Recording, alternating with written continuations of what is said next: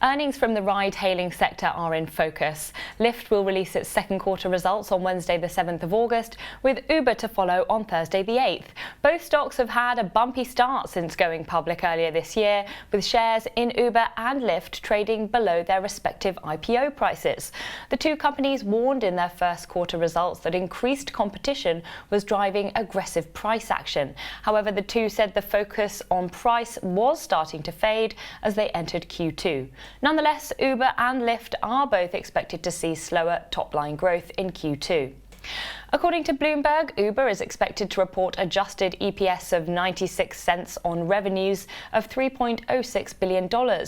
Its business is very different to Lyft because of its diversification through Uber Eats and Uber Freight.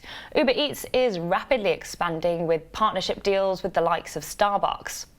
In terms of other updates, investors will be looking to hear about the $1 billion investment from Japan from Toyota, Denso and SoftBank into Uber's Advanced Technologies Group, which homes its driverless cars development.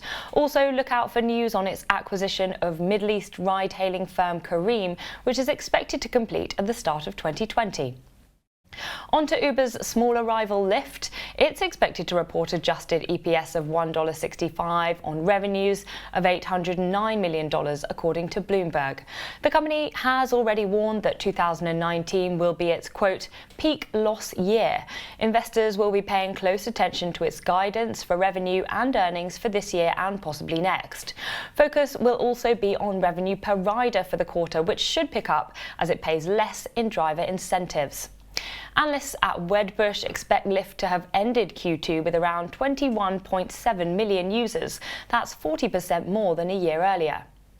Checking in on the chart of Uber, you can see that the stock had a rough start to life in the public eye. However, it then recovered with a series of higher lows, culminating in an intraday peak at the start of July. Price action remains subdued, with range trading across most of that month. However, the bearish momentum has started to grow since the end of July, with the bears starting to take the driving seat. Keep an eye on the $45 IPO price on the upside for resistance. Meanwhile, look for support from May's low at $39.15.